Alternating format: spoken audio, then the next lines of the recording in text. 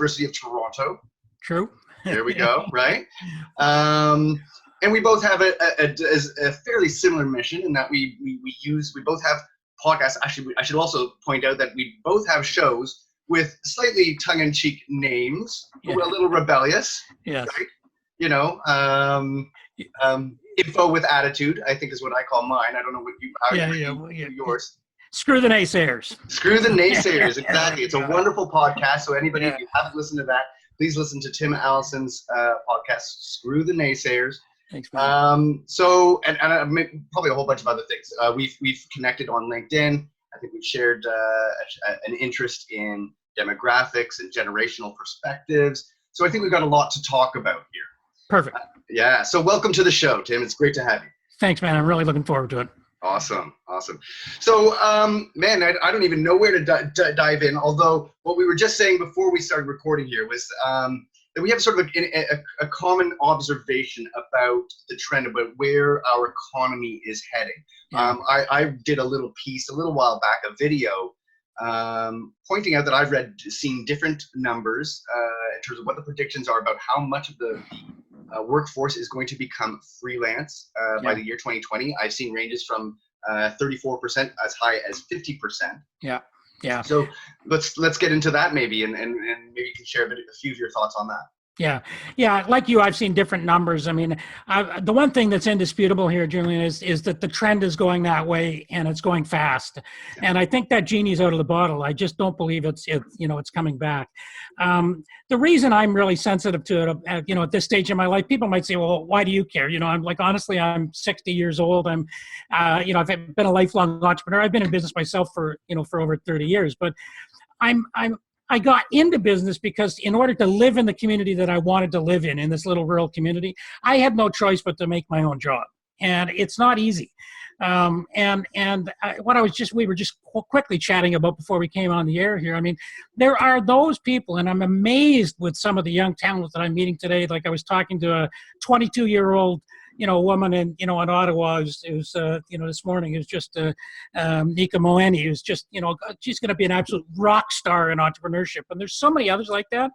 Yeah. But this world is filled with people who didn't grow up thinking about having to create their own opportunities. And one of my real good buddies is a guy named Don Wettrick, who's an innovation teacher. He's a teacher. But what pisses him off, and he uses language just like that, is that we tell our kids to go to school and to sit down, shut up, behave, and wait for instructions. And that the most important thing you need to do to succeed is to be able to memorize facts and spit them back. Then these kids, are told, all you have to do is go to university and don't worry about all this debt you're taking on because there's going to be this great job waiting for you. Mm-hmm. They graduate, and we do know this, 50% of the adults under the age of 30 in North America are underemployed or unemployed, mostly underemployed, and so for people to have any kind of, joy in their life and to get the kind of things they want out of life, they're going to have to create their own opportunities.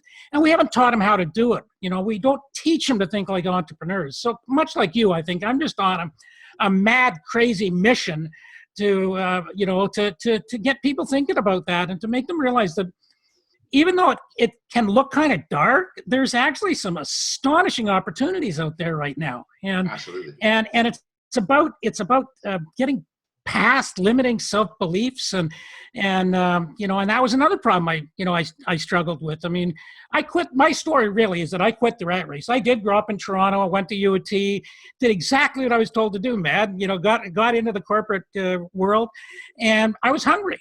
I'd had a lot of health problems as a kid. I hesitate to use the word bullied. I didn't think of it that way, but I mean, that would be today's terminology. Yes, it would. But the fact of the matter, I had a lot to prove, man.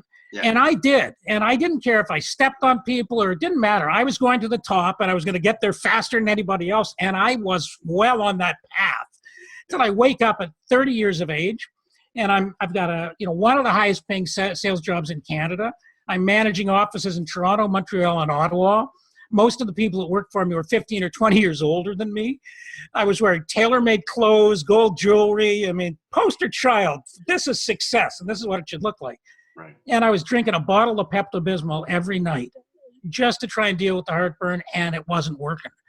You know, I mean, this is what happens. You know, you chase stuff that, you know, that other people tell you should chase. But I digress, but it kind of all wraps back into the other side of this thing is that I really want, you know, people to raise awareness much earlier.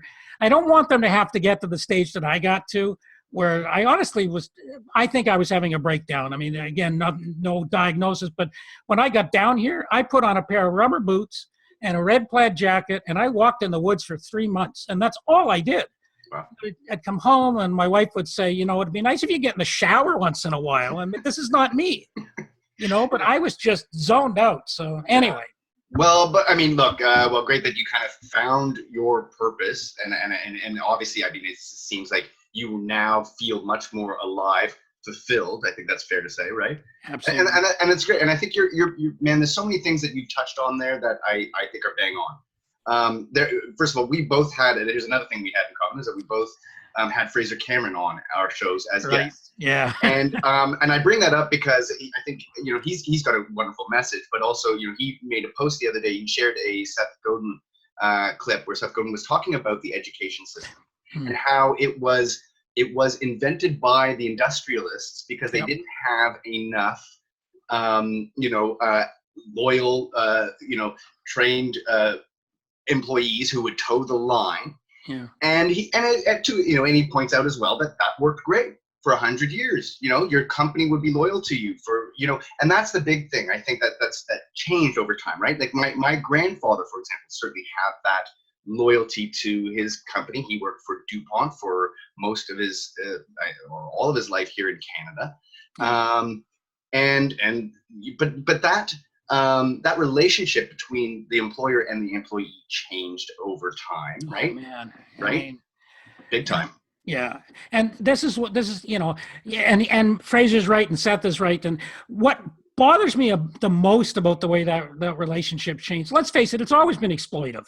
Even back in the days of those factories, it really was all about a smaller number of people getting an awful lot of wealth. And it took unions and everything else to sort of fight and get better shares, and, you know, at least back in those days. But if you think about what went on, like when I entered the workforce, and this will date me, but I want to talk about the change here, man. When I entered the workforce in the 80s, there was still this belief that you wanted to invest in your employees. And there was a lot of professional development. But by the time the 90s, and say certainly by the start of this millennium came along, we'd created the situation where we told everybody to go to university. And all of a sudden, employers had this unbelievable surplus of hungry, desperate workers all looking for a job. And they started to treat them like, consumables. Yeah. So they stopped the professional development that they were doing. It, you know, they did it, but only for the stars. Oh man, I think Julian's going to be a vice president someday, so he's getting all the training. But the 15 other people that joined the same day as him, they get none. Because we know they're going to quit in 2 or 3 years. We're just going to work them as hard as we can. And when they quit, we're going to get 3,000 applications from somebody else who wants to come along and, you know, and do it. And, but, you know, for sure, the whole model is 300 years old. It is. No, absolutely. I mean, what I do have a certain sort of sadness to see the direction about where the universities are going, because that's a very old institution that I still value in the sense of what it has contributed to society. But the public school system, as you're saying, is not training people for the jobs of today, even, let alone the jobs of tomorrow. I agree. Like I'm a good sort of decade or 10-15 years behind you. But so absolutely, that was my, default assumption, okay, out of high school, well, gotta go to university, get a degree. Like, and for sure, I mean, I wish I'd pursued a different path in hindsight now, knowing what I know now.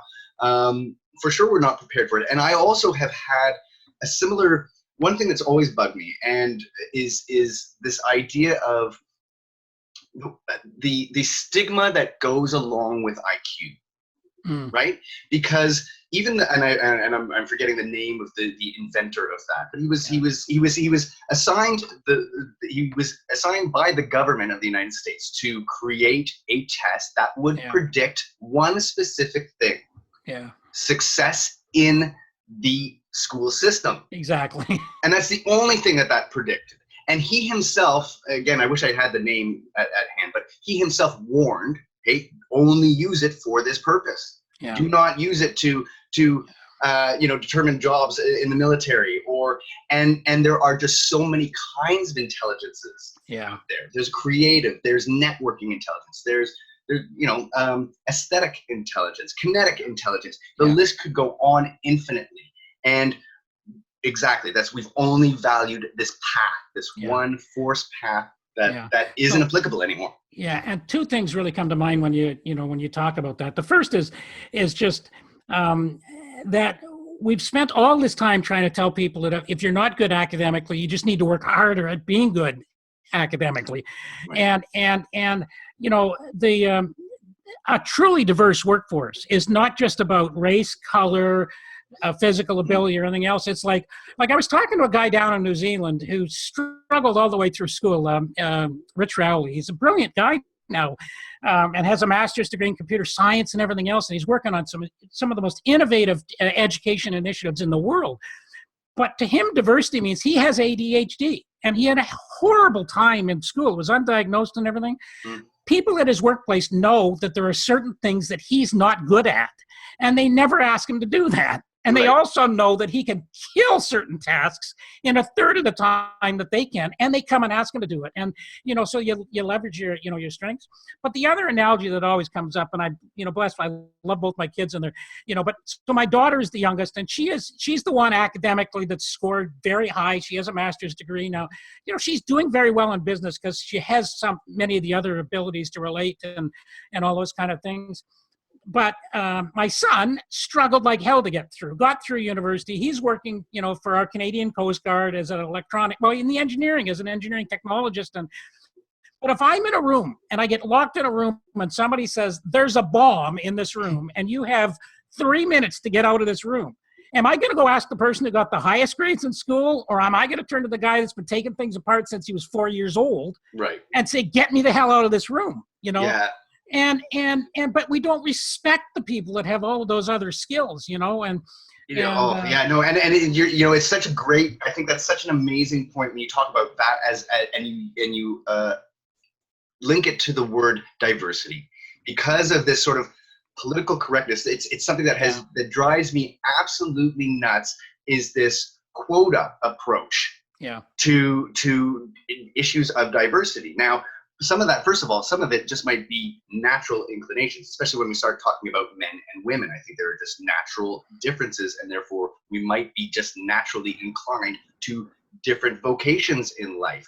And this idea that we should be sort of forcefully, balancing things out based on whether it's race, whether it's gender, whatever the case might be. To me, those are racist or sexist or bigoted solutions to problems of bigotry. And it bugs me. And what you're talking about is bang on, which is diversity of skill set, equality of opportunity, not outcome. Yeah. Right. And that's something that Jordan Peterson talks a lot about lately. But I think you're bang on about how that's a problem these days. What we value. And it's but here's another thing that I'd like to put out there for you to think about, linking us back to that to the move to the freelance economy and making your own jobs. Most of my guests have been sort of viewing that as a negative. They're saying, for the worker, they're saying, oh, geez, they're not prepared. And they're not. So many of them are not prepared. And that's why, you and I and everybody else has to get out there and help them and help get them thinking about how they can find their own opportunities. But I was talking to a guy named Judd Borikov, who's he's a Forbes business coach for large corporations who are now struggling to find employees. And so and what he's saying is that he believes that the switch to the gig economy is actually, he calls it the people revolution. It's a fascinating concept. He basically says people don't realize it yet, but the power is actually in the process of moving back to the individual. Because if you're good at something, man, then you can get really picky about where you choose to freelance. Everybody's saying, I got to be desperate. And look, when you're 22 years old, and I get the emails all the time, the messages, I mean, I don't know how to get my first customers or how to get my next ones, it can seem crazy. But if you focus on adding value and you become very skilled at something that you're passionate about and you're good at, and you will start to, and you focus on impact, you'll start to stand out. And then when you do, all of a sudden, he went so far. Judd actually thinks that these big corporations are going to have to start investing professional development dollars in freelancers that they know are going to leave, simply because they're going to have specific stuff you have to teach me or you before I can actually do the work. So they're going to pay me to sit there and get trained, knowing I'm going to take that and use it somewhere else, and they're not going to have a choice. So, it is, is a glass half full, half empty. I think it's half full and growing. Yeah. But there's going to be some serious casualties, and if the people that are just blindly not aware of it are facing, some unexpected problems. And well, I mean, hopefully people, I mean, to me, on one hand, I think the writing is on the wall, right? I mean, you know that technology is getting better in all kinds of areas. You know that bots are going to be taking over kinds of jobs. You know that artificial intelligence is going to be displacing all kinds of positions. The writing should be on the wall for a lot of people about that. But you are absolutely bang on, and I've said this frequently on my show about how I think my industry is is often the canary in the coal mine, right? I've been able to predict upswings or downturns in the economy really based on whether agencies were hiring or firing, because the first thing to go when budgets are start to shrink is marketing. Yeah. And there was an interesting article in Forbes several weeks back talking about how the greatest threat to the agencies now is all of the legion of freelancers that they've all let go. And one of the big main points of that article was exactly what you're saying, which is that the value that we are able to offer as freelancers is greater than the value of those agencies. And I would say that that's true for my agency. And the reason why is that I'm virtual. Yeah. I'm not limited to 5, 10, 15, whatever, how many employees. I can hire infinite number of contractors. I can find the specific person who is the right person for the job for my client. Yeah. I save money because I'm not spending money on salaries all year long. Yeah. And I'm working with very talented people who all have similar sort of growth mindsets, who are upping their game constantly, constantly learning while they're providing services. That I really just think that you're right, that the businesses are going to be competing with the individuals. Yeah. And the bigger businesses are just going to be struggling like hell to get the kind of talent that smaller businesses are going to be able to access. That's the thing. Like, because you've got all that flexibility, man, and you can reach to that talent, and you're like you got a guitar in the background. I'm sitting in my basement looking out at forest and trees, and there's no sign of humanity for as far as I can see. But we also don't have this little thing called, corporate rent and all of the overheads, the phone systems that you used to have to put into these places and all this kind of shit. And pardon my language, but I mean, if that's allowed on this show, but it's absolutely allowed. Of course it's allowed. But the thing is that I'm hiring people in my little business that in not that many years ago, it would be unthinkable for a company with 1 or 2 or 3 people to be working with this kind of talent at the price points that you can now work with them on, because you can do a project based, a specific requirement. And I think you're the best person in the world to help me. And, I remember at the beginning, man, I would reach out and I'd be very timid. I'd say, I'm probably a really, much too small of a fish, for someone like you with all your ability to be working with. But no, this is the way this whole community is growing, and it's empowering. And I really hope Judd's right. I mean, I love the concept of it being a people revolution, in the 21st century context, not the one we might have known. Well, so this is something that also sort of something that I wrote about similarly, and when we were talking about this before we started the show, you brought up celebrity, and that was funny, right? Because I wrote this article. My last article that I posted on LinkedIn was "Goodbye Kardashian, Hello Epictetus." Right? Okay, so you saw that one, right? Yeah. And exactly that is that I do have a sense, and what you're saying is, I think, is a perfect example of it. That there are a good number of members in our society, like yourselves, who are valuing something much beyond just valuing something that is more than celebrity, or wealth. It is for sure that there is this movement of meaning, is what I'm saying. Yeah, absolutely. Impact is the word that I Sure. See, this is crazy, man, because, at this stage of my life, I figured I'd be, on a beach. I have a camper outside. We do still camp in the summertime, but I was ready to just pack it all in. And I'm getting up every day and I'm talking to people like you, and I've got all this energy and everything. And it's because I can feel again the potential of having an impact.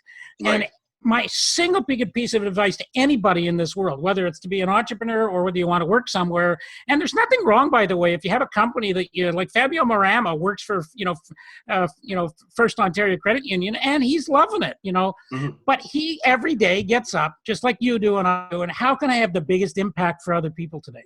Like, right. And if we just do that individually and collectively, then Mm-hmm. all of this power that seems to be sitting, in that 2% that don't articulate values that any of us can relate to or anything else, it's going to be challenged. It feels like this David and Goliath thing, but I mean, I think we're going to get to the point where we can just ignore the bastards and just create our own world.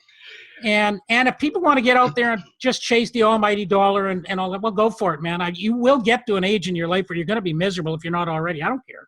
Yeah. I like money. I'm sure you do too. Like, I like money. It's let me travel the world. My kids have been exposed to cultures from 4 or 5 continents. I mean, I like it, but I don't want to be a slave to it. Yeah, no, I mean, look, well, I mean, my kids are still young, right? So, I mean, I have responsibilities. I still have a mortgage. I still have to, pay. I've got their education ahead of them, right? So absolutely, I agree that money is obviously is going to be a factor. But again, I think I think this is the thing that holds so many people back is fear. And that's something that Fraser talks about. It's fear. And and it comes down to, this mindset that, that there isn't abundance, that wealth is only in the hands of these small group of individuals, and they're not going to let go of it.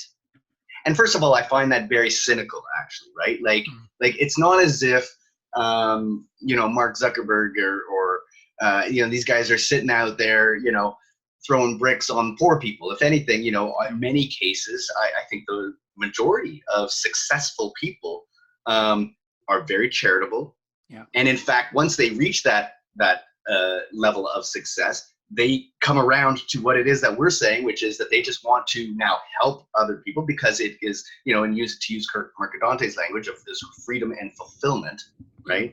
All again, exactly. We're all sort of talking about the same thing. It's whether we're talking about meaning or fulfillment or whatever. But I agree that it's that people need to get out of their own way.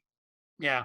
See, and this is why, fear, I mean, I'm glad you brought that up, man, because that's really at the core of Screw the Naysayers. I mean, I don't have it here, but I thought it was the wrong book. But look, I wrote this whole thing started because I wrote a little book called Screw the Naysayers, They Suck Anyways. And it's a short little thing, and it's, I'm not really plugging the book, but it's funny and it's sarcastic. But what it really is all about, it's trying to get across to, the younger set, if you may, that you have been taught to fear failure.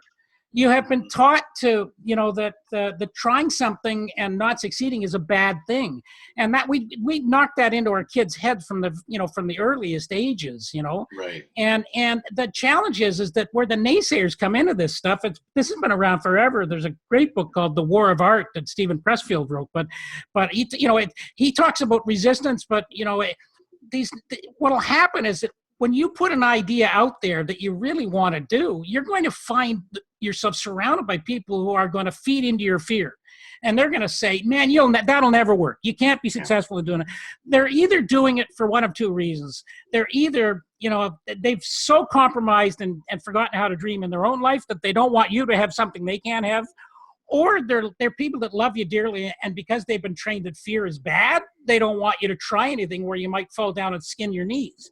And in this world of helicopter parents, no offense to any parents out there with younger kids, but if you don't let these kids get scrapes and bruises and the odd broken bone and everything else, then you are not doing them the favor that you think you are, and ramping them up. So what Screw the Naysayers is all about, and what I've started, with my community, my online mentoring community, which is called Nontrophere, is that I say this, that, naysayers, they travel in packs. So people like you and I and other optimists, we got to travel in packs too. and Yeah, say, yeah. screw you, man. Just, I don't care if you think that the world sucks and that there's no opportunities and everybody's going to fail. I don't care. I'll spend my time hanging out with people who believe that I can do something. And we know if we hang with the right people, and isn't one of the most amazing things about podcasting is we get to hang with people like you and I and others all the time. You're always talking, and when you're talking to people every day with positive energy, your day just sails. You're just, Absolutely. you can do anything. Yeah. Up these things, and that's even in podcasts. I want to throw this one back at you. I might ask because we are gonna, I'm gonna reciprocate and get you on, but I was asked this morning, well, how are you growing your podcast? And what do you? So I'm not even paying attention to the numbers.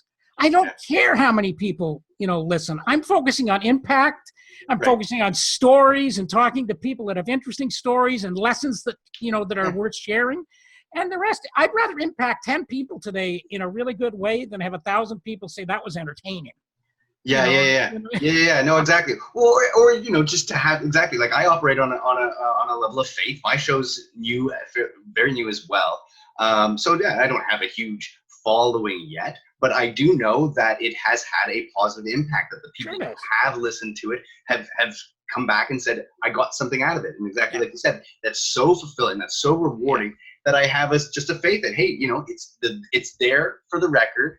It will last, forever. Hopefully, people will be able, and who knows, and that I just almost assume in a way now that there will be this sort of waterfall moment where it explodes. And if it doesn't, like you said, I think it's, whether if I impact one person in the day, I'm a happy person. When I get one comment that says that was really helpful to me, that inspired me, I feel great. Yeah, and you see, the thing is that, it's really interesting because Toff Evans, I don't know whether you know Toff, but Toff put a shout out to my podcast on LinkedIn the other day. And what's really interesting because I'm the only one he named, which wasn't, they were talking about trends on LinkedIn, but I know there's lots of others doing that. But he said, here's an example of a guy who's really been building his podcast around that LinkedIn community. And I have. So last week, I interviewed Musa Zierman. I'm always getting her name wrong, and she's going to kill me when I meet up with her in Brussels next month. But amazing lady. I can't remember. I did look at the number of downloads. It wasn't an astronomical number, man. But what I did is I took a clip of it, and I threw it up on LinkedIn to start a discussion going, and I got 8,000 people, engaging in it, Yeah. I don't care if you listen to it on iTunes, if you listen to, as long as the dialogue gets going. And if these people talk to other people, and if we in this world would just, and I'm so optimistic about it because so many people are adopting this philosophy.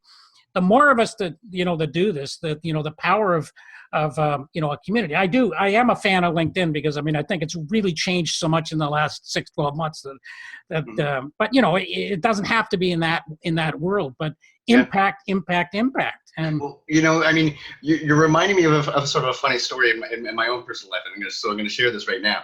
I started my first business actually about 20 years ago, and I have I ended up going back into the workforce after that. And you know what? I have no regrets about that.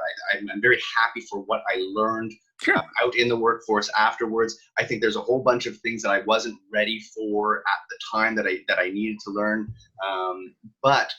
At one point, it was a web hosting. The web was fairly new, web design company, and I started talking about this idea. I was talking with my family about this platform where people would share stuff and so on. And my father was like, I don't get it. I don't get it. Why would anybody use that? Why would anybody? Fast forward about 5 years. He starts asking me, he says, what is this Facebook thing? So I start to explain it to him. He says, that sounds like your idea from a few years ago. I was like, yeah. And by the way, and that's by no means to say that I could have achieved what Mark Zuckerberg did. I'm not saying that. But what it is that I definitely had, I think, a finger on the pulse of where the technology was going. And it's to the point of, you allow those sort of that the naysayers to kind of convince you that your dreams are maybe unrealistic, and don't do it. Don't do it anymore. Because especially now, because this is a game changer, right? The power that you have in your hand, the fact that we're able to network and connect. Exactly when my business today can draw on a talent pool that is global. Exactly. No, you could, like a business of yesterday, the agencies of yesterday could not do that. And in fact, the agencies that I came from are almost tied to local talent, because who's going to come, you got to be able to show up at the office for them. Yeah, exactly. Well, I can show up, you and I could be working together just like we're talking right now. Exactly. Yeah. Yeah. No, and it's this self-belief thing is the biggest barrier for young people today. I mean, for anybody really, but that's the challenge, it's because even in my case, like, I found the guts to walk away from that job, and believe me that, I could have filled the province of Nova Scotia with all the people that told me I was selfish. I was jeopardizing my family's future. I was an awful parent to give up that kind of an income, because I came down to this little fishing village with, no idea what I was going to do other than I said I was going to start a company, no product, no customers, nothing, but you know what, for this is where I realized how important self-belief is, because I said, screw you, I'll do it. But somehow I managed to convince myself that I had sacrificed my career. So for 3 years, I went around, Julian, telling people my goal in life is to make enough money to put food on the table and pay the bills. Well, guess what I did for exactly those 3 years? Right. I lived essentially paycheck to paycheck, self-employed, but that's all I did until a mentor, Roy, rest in peace, but I'm, an old friend, or became a great friend, the guy from the States. And I can still remember Roy when he was talking to me about it, because he wanted me to work with him on some of the software programs he was working on. And I said, I can't take that thing national for you up here, Roy. I'm in this little fishing village down here. And I can still remember him. He says, Tim, this is back in the day when you had to pay your credit card bills by mailing a check in. So it gives you an idea how old you are. But, man, he said, Tim, I pay my American Express bill every month, and I mail it to some RR route in North Dakota. He said, do you think I give a crap? He said, you're just convincing yourself that because you're in this little village and, sure, it's going to cost you more to fly to see people and stuff like that. It'll just make you more creative in the way. And he's right. Yeah. I found that, we found ourselves serving customers from coast to coast I would literally, the computers didn't even have built-in modems, man. I was literally buying external modems and 200 or 300 foot telephone cords and mailing them to my customers and saying, if you need to call us for technical support, plug this end of this telephone thing into your modem, into your computer, and we'll get on your computer and we'll fix it. Yeah. In the States, where they were selling this thing, if you called and said there's a problem with our software, they said somebody will be on a plane to come see you tomorrow. Yeah. Spending all this money, it's like, but it's because you don't believe. Absolutely. If you believe, you go, man, it's like. Yeah. But what's funny is that when you say, like, and you talk about the younger people, I'm actually less worried about them. Yeah. I'm more worried about the people my age and a little older, the 40, the 50s, right? Because for several reasons. First of all, I've spoken to a lot of millennials.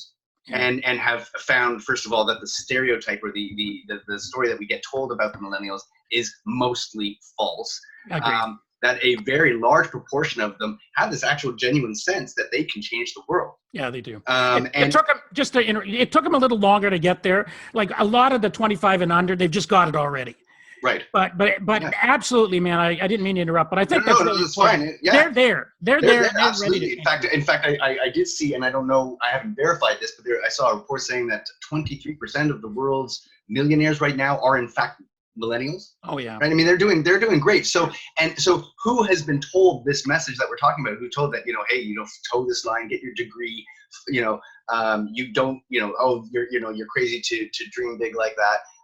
It's my generation and the older people, and for sure, again, and who's going to be displaced first in their jobs? Sure. Those people. Yeah. And I have a concern for them in a way that like that when you're older and exactly your salary is higher than younger people. So again, you're that much more disposable to the company. Yeah, and you've got a lifestyle that requires that salary and everything else. The thing is that, I agree with you, but I bringing it back to the millennials, I still believe that there's a big number of them that are going to be displaced as well. I mean, sure. And so again, there's the 25 to 50%. I have no idea what the number is, man. Yeah. They're already well on their way and they don't need any help, but there's still there still are these folks that are towing their line. I'll give you an example. I mean, for, again, I don't like to make it, too Canadian specific, but Canada's building new Navy ships these days, or getting started with it. So out here in Halifax, the shipyard out there, I won't plug the company, but, they've been hiring all sorts of people. So, we've been training people in our community colleges to be welders and to do all these kind of things. Well, the thing is, I saw that the last time our country went through that cycle was in the 1980s. And, there was a huge workforce that was trained up for it. It took about 10 years. They finished all the vessels, and then everybody was out of work. Like just gone. And it's, you think, well, there's all this work in the trades. No, because as you say, like, for a lot of the basic stuff, it's all going to be, robotics. Did you, Mark Metry, did you see Mark Metry's story about the restaurant in Boston?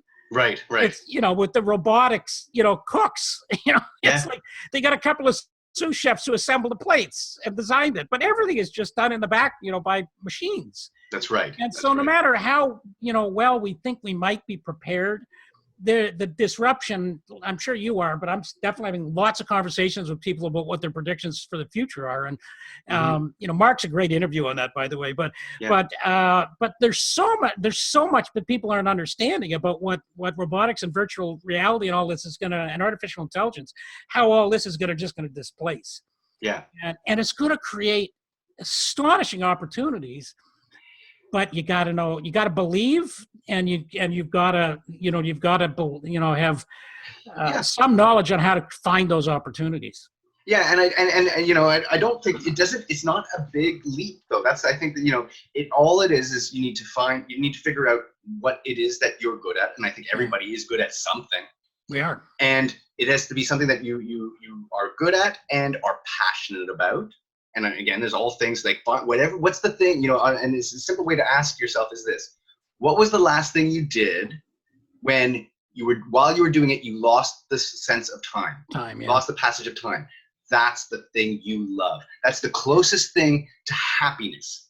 Yeah. And because this is the other thing that I did. The message that society has told us is that as if happiness is some destination. Yeah. No, it's not. It's not. Yeah, I talk about that a lot, and it's actually, there's a whole couple of chapters on it, and the small chapters in my book. Because here's the thing that I find really interesting. I can't remember her name. There's this professor out in Stanford she did something really interesting. They got access with permission to hundreds of thousands, if not millions, of social media posts for people at different age brackets, and they analyzed the language that everybody was using at different ages to try and figure out how they were viewing happiness. And she identified different stages of happiness. And it makes perfect sense. Like, so when we're young, we got two things going on. One is very much experimental. You try something, I like that. I think I'd like to do more of that. But we also get addicted to external validation really early on. When our parents and our friends tell us how awesome we are, and that we bring a good report card home, and everybody pats us on the back and maybe gives us a bribe or something, we start to care a lot about what other people think. And that's why a lot of people, man, when they hit their 20s, are very vulnerable. Because if an employer can hire them and have them doing stuff they really hate, but if they keep telling them that they're doing great, or give them a promotion or a new title, no raise, but I'll give you a promotion or whatever, But what happens is, and I think this line in like everybody's different, but in her study, it was around age 30 when most people really started to change. I see that line coming down based on the conversations I'm having. But you get to that point where all of a sudden, it's not about what other people say about you. You stop caring about that external validation. There's unfortunately some people go through their entire life that's all they care about. But you start looking for, some meaning. It's like, I want to feel like I'm doing making a contribution. I want to feel like, what I'm doing is important. And I can't trade that feeling for money. And then as we get to, to your age, certainly by the time you get to my age, there's still that desire, but then contentment starts to come into it too, because if you're able to then look back at the impact that you've had or you're having, at the people you've influenced, the way you've lived your life, then, but think about what that means for a lot of people your age, man, who haven't broken out of that external validation thing, who are hanging in there waiting for retirement already, and all these kind of things. They are the ones, when they get there to age 60, 65, are going to be looking in that rear view mirror, and it's going to be a painful, painful view. I mean, it's, but it is happiness journey. There is no one point you get to. There's no single possession you can get in your life. You can get something and have moments of happiness. Oh, it's so fleeting. It's so fleeting. Exactly. The deep stuff, the stuff that lasts, is getting up knowing that in the last year or the last 2 years or even today that I helped somebody. Right. My favorite question in the world today, and I picked it up from so many people on LinkedIn, but it's just how can I help you? Yeah. And it's shocking how many people are just step back and they sort of look at you like you got 6 heads or something. I mean, I get more out of helping you than you get out of me helping you. Exactly. Well, it's funny. It's interesting that when you bring that up about that sort of age point at which people, and the way that I often think about it exactly is that is, you need to stop keeping up with the Joneses. Stop trying to compete with other people. It's a competition with yourself. Exactly. And one of the perfect games for that I often consider is golf. Right? Yeah. Golf is a game against yourself. It's a game of focus, right? And there is this sort of, young kids typically don't get as into it. It seems to be almost like a sport that people get into when they're older. And I'm just making this connection now when you're saying that's the type of fulfillment that we start to appreciate as we get older. And you're absolutely right that I know a good number of people who are stuck in that keeping up with the Joneses, and I agree. They are. You can see that they're miserable, that they're never satisfied, that they're constantly looking for the next thing to purchase, the next thing to say. And they need now all their friends have their second houses and they're bigger, so now I need that, and they're just and the pressure that they're putting themselves under. Yeah. And so a theme that's really come out of, in my podcast is that when I talk to people that have made big changes, that have been sort of on that track, what's caused the change is what I'm calling an infrastructure rattling event. Like, you almost kill yourself, you have a mental breakdown, you got a divorce, you have a heart attack, this is, and so this is a big part of the way another thing that I really want to get people thinking about is that I don't you have to fail. You're going to have to try things and realize, well, I don't like that. And that's good. But I don't want people to have to get to the point where they've not stopped and thought about what it is they really want in life and only have that conversation after they, almost die. And I've had multiple guests on my show that have gotten to the stage of attempted suicide. And this only comes out when you start talking to them because they're really successful people. You look at them and they're content and they're contributing, they're having an impact. And when you start digging, you find out, and so, man, we've got to, we have to, as a society, this is the crap we should be teaching in school. Why would I tell you how to memorize information when any 6-year-old can pick this up and can retrieve information by pushing a button? What good is memorizing the bloody answer? No, you're right. You're right. Teach me how to find the information and what to do with it.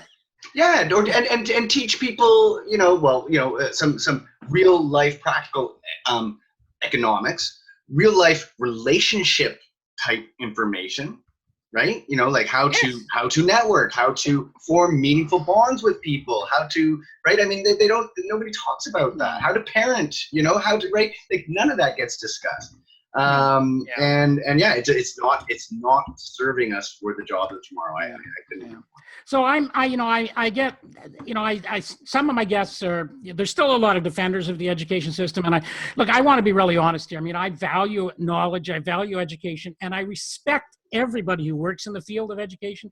It's not about the individuals, but as a system, I've pretty much come to the conclusion we need to blow it up. I mean, we just cannot keep doing it, this way.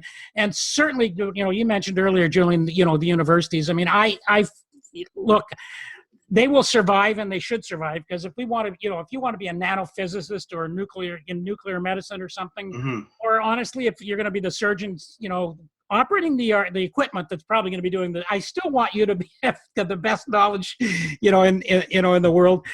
But, the models of, my buddy Don Wettrick says, gives the example. He said, stop building the next rock climbing wall for your students because you think you got to create this wonderful student experience.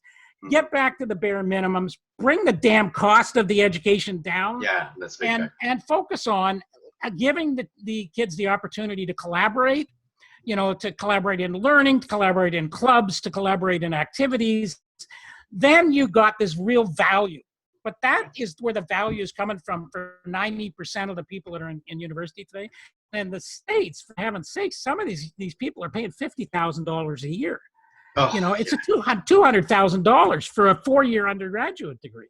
Yeah, I know. And then you're saddled with a debt.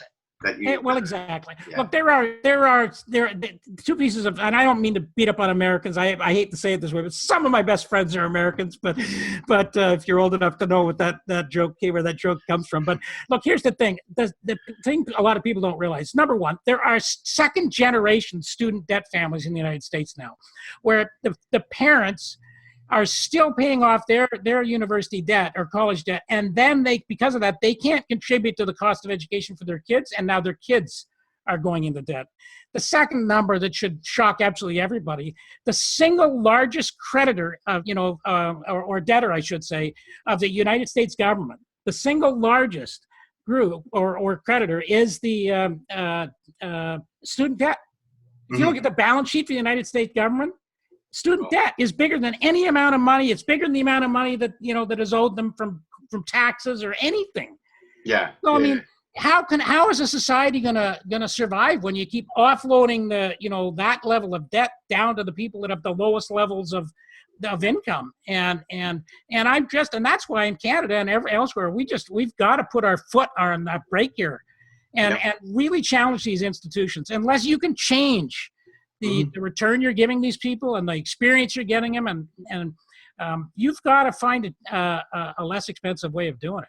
I mean, and it exists. It's there. It's online. Sure it is. There's so much. Anything is. You could listen to any of the best lecturers in the world for free. If you don't care about the piece of paper, but you can learn everything you want for next to nothing. Yeah, exactly. Like, I mean, exactly. I think, you've given already all kinds of great information on this episode through all of my episodes. It's all free. Exactly. So there's some training that, and one of the guests that I had, Jim, is still on once, and he talked about, the power of while. You can be doing that passively, especially that's the beautiful thing about podcasts. Mine's a video show, but I mean, you can be learning while you're driving. Yeah. From point A to point B, Yeah, I kind of do both for that reason. Yeah. And I'm actually, I'll just put this out there because I think we all should be doing it. I'm looking at repurposing the podcast content already.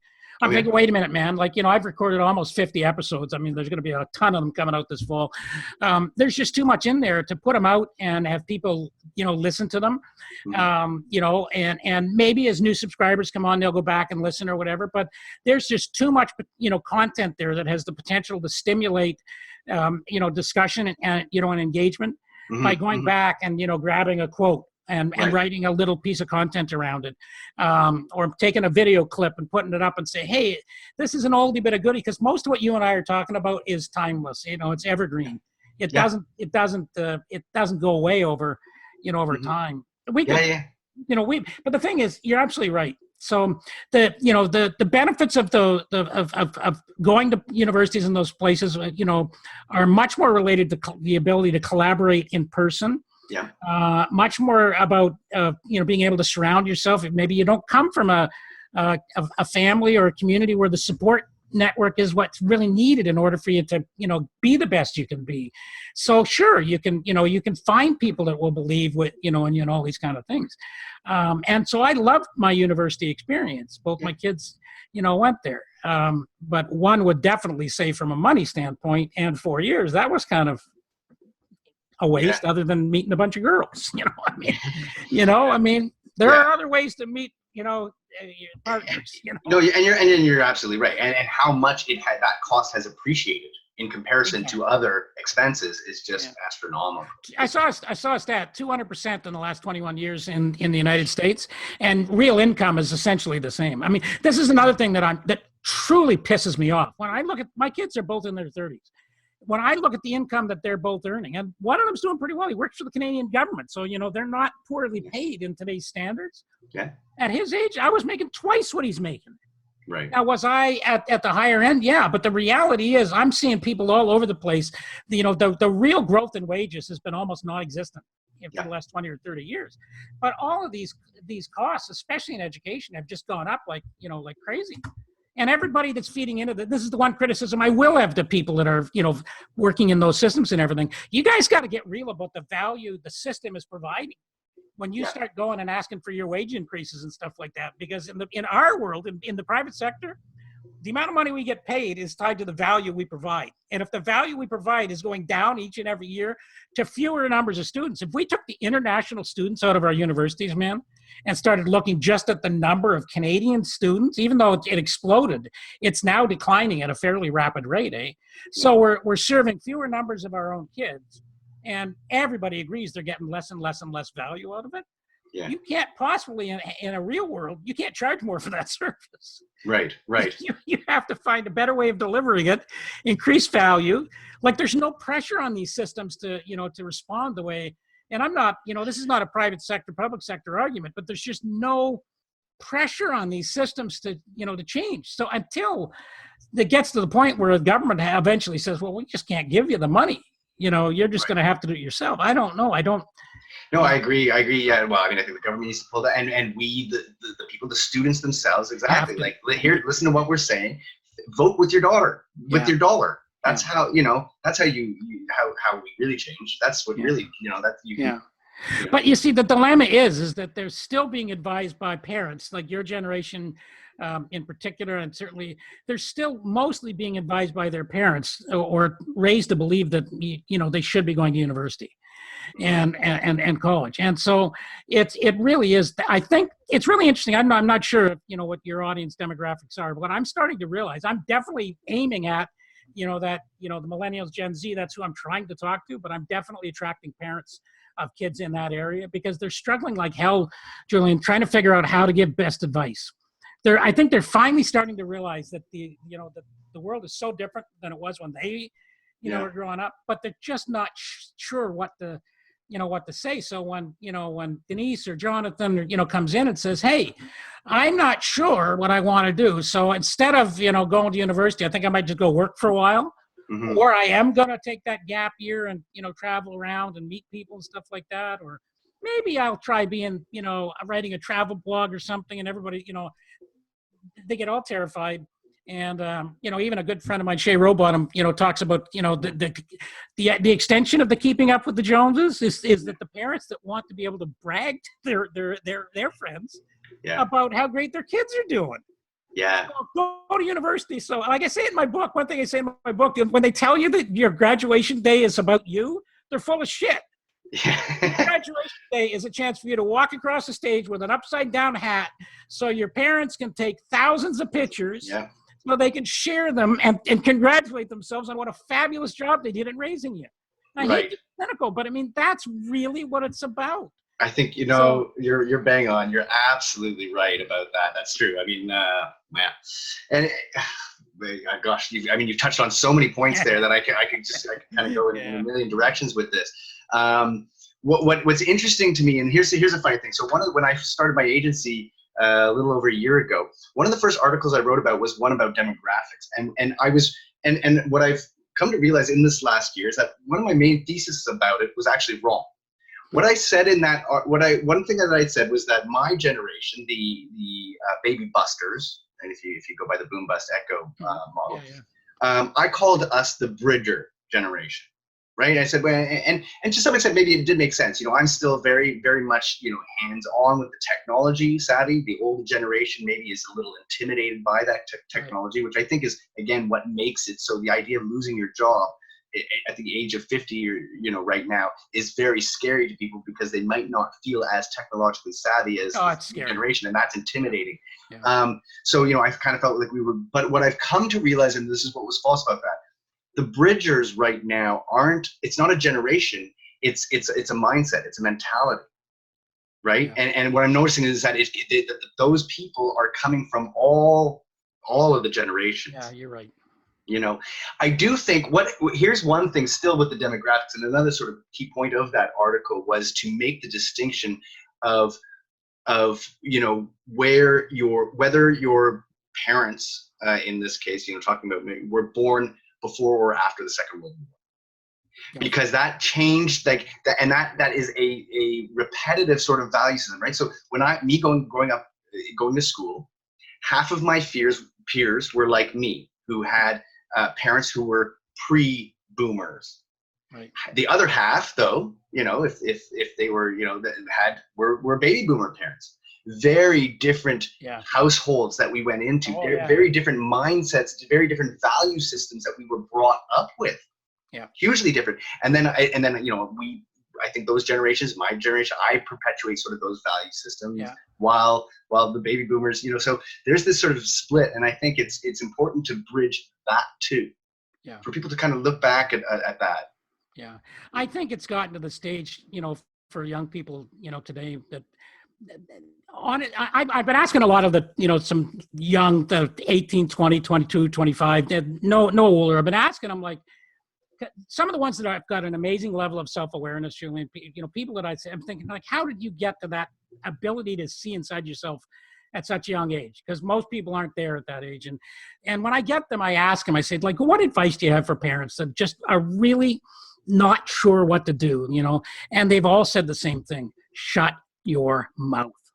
Get out of the way. Just get out of the way and support. They tell you that they want to do something, and your guts turn, and you say, "Oh crap! My instincts tell me that's a horrible idea." Unless you're truly convinced, like they say something stupid, "I'm going to jump out of a plane with a parachute." Mm-hmm. Of course, but I mean, otherwise, just simply support. And let them scrape their knees and try some things that aren't going to work. And I think it's really gotten to that stage. I think it really is. I think that to try and advise, this day and age, we're like you just pointed out, it's impossible, even in the world you're in, where you're talking to people every day and you're getting much different insights. It's impossible to remove the influences that your parents instilled in you. And some of these things are just, we change them, but there's just certain things that cause us to, it's like my daughter is an improv comedian. Mm-hmm. And, I remember the very first show I went to see her, and she was in her late 20s at the time. So she's a full grown, woman, but it was kind of weird having her, cracking dirty jokes and jumping on strangers' laps and pretending that she's having babies in front of people and stuff like that, but as a parent, you just got to say, well, if this wasn't my daughter, I'd be roaring my head off. So I just roared my head off, but right. It's just so hard, eh? So I think that's what they're saying. Just get out of the way. Yeah. Well, we've been saying that, and get out of the way of yourself, right? I mean, that's again if you have these narratives within your own self and those fears, get out of your. And the funny thing, what I've been thinking about is a lot lately is this: there's this great Michael Dyson quote. No, sorry, not Michael Dyson. Wrong name. Where he's talking about how people how basically you can choose your path, but the funny thing that I feel sometimes, and I'm a very linear, logical person. Yeah. Sometimes what I find is that the more you sort of let go, it's almost as if the universe wants you to succeed. You're the one that's getting in your way. That we almost one of my guests said that exactly. We almost intrinsically seek out conflict and difficulty and fear. Like it's in us to seek it. Yeah, I really do think, I mean, there are certain creative types, like if you're a dancer and it's been in your blood your whole life or whatever, where I think it, you seek it out and it makes sense. But I mean, one of my very early guests was it's a really interesting dude. He's nobody had ever heard of him. It's an example of I found it an interesting story, but his name is Jason Howe, or his stage name is Soul. But Jason's going to be in his mid to late 30s, but he grew up in the Black community in Nova Scotia and Halifax. I mean, a lot of people don't know, but there was a significant Black population in Nova Scotia from before Confederation. They have really solid roots here, but it's a tough place to grow up. It's the closest thing to an inner city, I think, in Canada. Like it's rough. There's a lot of gangs, there's a lot of shootings. I mean, it's a tough place to grow up. And so when he graduated, at 18 he joined the Canadian Navy, and he actually served for 8 years. He was over in the I forget the name of the mission, but it was the War on Terror in the Gulf twice and stuff like that. But started to get discontent and wanting to do more. The matriarch of his family, who had sort of been the glue that had been holding it together, was his grandmother, and she passed. So he left, and here's the guy that actually started writing poetry, of all things. And it was his way of just dealing with all this loss and being Mm-hmm. confused and not knowing what's going on and what am I going to do? And then next thing you know, he started putting it to music.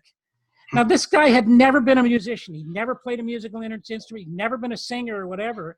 Now he's, I'm not going to say he's, a known name, but he's making his living as a soul singer, putting the words that he wrote in poetry, and going into these clubs and singing. And so the episode, we called it, sometimes passion finds you.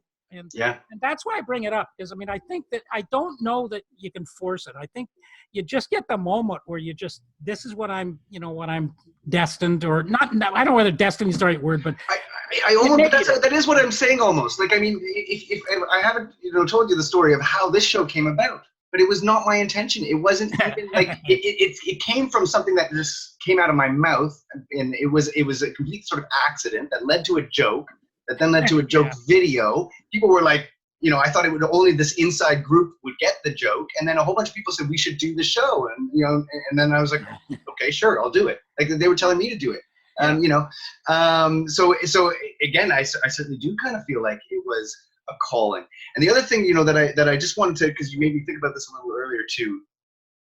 What we're talking about, sometimes it feels as if we're saying, hey, the model needs to change, and but I don't feel as if this is new. I feel we're going back. This is what I feel has been lost in again, going back to what has been lost in our education system. I think much older generations used to learn philosophy in school. Mm-hmm. And I don't know, like, unless you choose to study that in university, no one's learning that anymore. Yeah. Well, I go back. I have this sort of preference for the Stoics myself. Yeah. And I think that's where we need to go back. And I encourage people to look that up. That we as a people, as a species, have known so many of these truths about forever. And there is the ability to be an entrepreneur in every one of us, and there's the ability to sell in every one of us. If you think about it, Julian, just to sort of follow your historical path backward just a little further, Mm-hmm. you think of it before the Industrial Revolution, or actually the Agricultural Revolution. That's when, like, for thousands and tens of thousands of years, how did kids learn? They learned from self-directed play and by listening to mentors and elders, not mentors, but elders. Right. Like, so if you identified as somebody that could shoot an arrow straight or throw the spear, you were going to be a hunter, because they just saw the ability, and then you would spend time with people who could hone your abilities, and you could go do those things. And it all started to change when we go, this is going way back. I'm just a bit of a history nut, but it changed with what we would have called serfdom or peasants. Yeah. All of a sudden, big landowners said, oh, I could make lots of money if I had labor to plant crops and to harvest it, and I will keep a lot of it and let them keep enough of it to live, type of thing. And that was the birth of really being an employee, as a sense, than the serfs and the peasants. And then all that happened is when we went to the Industrial Revolution is that employers said, just like Seth Godin, was saying, employers said, we need people that are willing to show up, be punctual, listen to instructions, not talk back, and whatever they do, don't think. Just do as you're told. And we created a school system. And we have been training these basic traits that are naturally inside every human out of ourselves for 200 or 300 years. So should it really be that hard to reverse that trend and just start to instill those? It's just a matter of a desire. Well, you've just given the perfect sort of speech for what I've been for one little line that I keep on saying, right? There's this expression people say right now that the new technology allows you to find your tribe.